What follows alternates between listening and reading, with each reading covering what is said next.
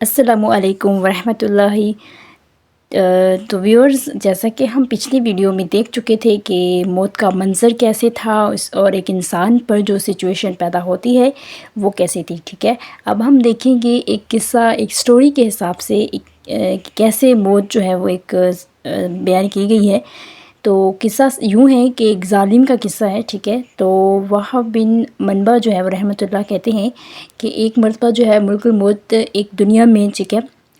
بہت بڑے ظالم جابر جو ہے ان کی روح قبض کر کے جب لے گئے تو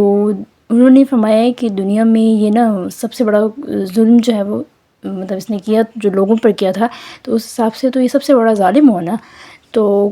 وہ نہیں تھے نا، ان سے بڑا کوئی ظالم نہیں تھا۔ تو فرشتے آپس میں ڈسکس کر رہے تھے، انہوں نے کہا کہ اے ملک الموت، ظاہر ہے آپ نے اتنے لوگوں کی جانیں قبض کی ہیں، تو کیا کبھی آپ کو کسی جان پر رحم آیا ہے؟ تو انہوں نے فرمایا مجھے سب سے ترس جو ہے وہ ایک عورت پر آیا تھا جو تنہا جنگل میں تھی، جب اس کے ہاں بچہ پیدا ہوا، ٹھیک ہے، تو مجھے حکم ہوا کہ اس عورت کی جان قبض کرو۔ اب سوال یہ ہوتا ہے کہ ظاہر ہے وہ عورت اور بچہ تھے، ٹھیک ہے، تو اگر عورت کی جان قبضے میں چلی جاتی ہے تو پیچھے رہ جاتا ہے بچہ، تو وہ بچے پر ہی حضرت جو ہے وہ ملک الموت کو، یعنی کہ حضرت عیسیٰ علیہ السلام جو ہے ان کو ترس آیا تھا۔ اور وہ ترس اس لیے آیا تھا کہ انہیں ڈر تھا کہ ظاہر ہے ماں چلی جائے گی تو بچے کا کیا بنے گا۔ تو اب تھوڑا قصہ انٹرسٹنگ ہو گیا۔ وہ اس طرح سے کہ جن ظالم شخص کی وہ جان لینے جا رہے تھے، ٹھیک ہے، تو وہ اصل میں ظالم شخص وہی تھا، ٹھیک ہے، جو جن بچے کی پرواہ کر رہے تھے کہ ماں کے بغیر کیا ہوگا۔ تو فرشتوں نے کہا کہ جس ظالم کی یا جس شخص کی تم روح قبض کرنے جا رہے ہو، اصل میں یہ بچہ وہی ہے جس پر تم نے ترس کھایا تھا، یا جس پر تمہیں سب سے زیادہ ترس آیا تھا کہ ماں چلی جائے تو بچے کا کیا بنے گا، تو یہ وہ بچہ ہے۔ تو یہاں سے ایک تو ہمیں تو ملک الموت فرسٹ آف آل حیرت میں رہ گئے۔ تو پھر انہوں نے فرمایا کہ مولا تو پاک ہے، تو مہربان ہے، اور جو چاہتا ہے وہ کرتا ہے، جیسے جو ہے وہ چاہتے ہیں آپ کرتے ہیں، ٹھیک۔ اس سے ایک تو یہ پتہ چلتا ہے کہ جب انسان چلا جاتا ہے تو اس کے جانے سے نہ تو زندگی رک جاتی ہے، نہ ہی پروسیس رک جاتی ہے، زندگی چلتی ہے ویسے ہی، لیکن بات یہ ہے کہ بس تھوڑا بہت ایک رنج ہوتا ہے، غم ہوتا ہے، جو کچھ عرصے کے لیے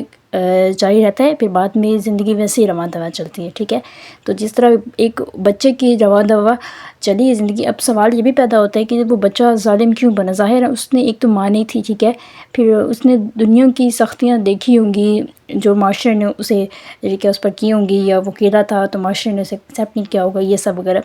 تو اس کی وجہ سے بھی ہو سکتا ہے کہ وہ ظالم بن گیا ہو، ٹھیک ہے۔ کیونکہ بذاتِ جو خود انسان جو ہوتا ہے وہ بہت اچھا ہوتا ہے، اور ہر انسان کی ایک کوالٹی لازمی ہوتی ہے کہ وہ فطرتاً جو ہے وہ ایک اچھا شریف نفس ہوتا ہے، لیکن آہستہ آہستہ سچویشن کے اکارڈنگ یا ماحول کے مطابق،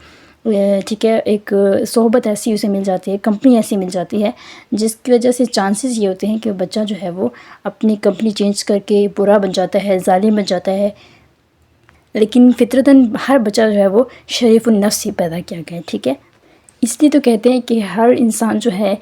یا ہر بچہ جو ہے وہ فطرت سلیمہ پر پیدا ہوتا ہے، اور پھر بعد میں جو بات کی گئی ہے وہ ہے کہ انسان اپنے دوستوں کے دین پر ہوتا ہے، ٹھیک ہے، اس لیے دوست بھی انسان کو اچھے بنانے چاہیے۔ تو یہ تو قصہ تھا ایک ظالم شخص کا، اور اسی طرح ہم دوسرے قصے پر روشنی ڈالتے ہیں،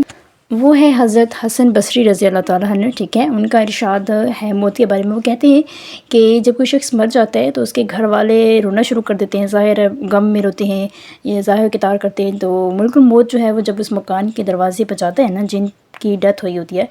تو فرسٹ آف آل وہ کہتے ہیں کہ میں نے ان لوگوں کی روزی نہیں کھا لی، نہ میں نے ان پر روزی ختم کر چکا ہوں، ٹھیک ہے، تو نہ ہی میں نے ان کی کوئی عمر کم کر دیا ہے، جو مجھے اللہ تعالیٰ کی طرف سے حکم ہوا تھا میں نے صرف وہی پورا کیا ہے۔ تو پھر وہ اسی ریٹرن میں کہتے ہیں کہ مجھے اس گھر میں تو بار بار آنا ہے، ٹھیک ہے، اور پھر آنا ہے، تو جب تک یہ سارے ختم نہیں ہو جاتے، ظاہر ہے ہر ایک شخص کی روح قبض کرنے کا حکم تو انہیں کو ملا ہے نا۔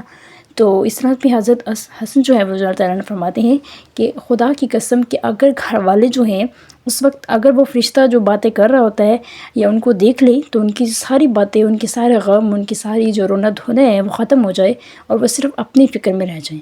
تو یہی وجہ ہے کہ قیامت والے دن ہر شخص اپنے جو ہے وہ نفس نفسی پکار رہا ہوگا۔ وجہ یہی ہے کہ وہاں پہ کیا ہوگا کہ ہر شخص کو اپنی فکر ہوگی، تو وہی فکر دنیا میں بھی ہو سکتی ہے، لیکن بات یہ ہے کہ ہم دنیا میں سچویشن کے اکارڈنگ چلتے ہیں، جیسے سچویشن ہوگی غم کے حساب سے تو ہم ویسے ڈل جاتے ہیں، خوشی ہوگی تو اسی کے حساب سے ڈل جاتے ہیں۔ تو یہ ہم نے 2 قصے آپ کو بتائے۔ انشاءاللہ تعالی نیکسٹ ویڈیو میں ہم نیا چیپٹر لے کے آئیں گے، وہ ہے برزخ کا بیان، کہ برزخ کیا چیز ہوتی ہے، ٹھیک ہے؟ تھینک یو سو مچ آپ کا، جزاک اللہ۔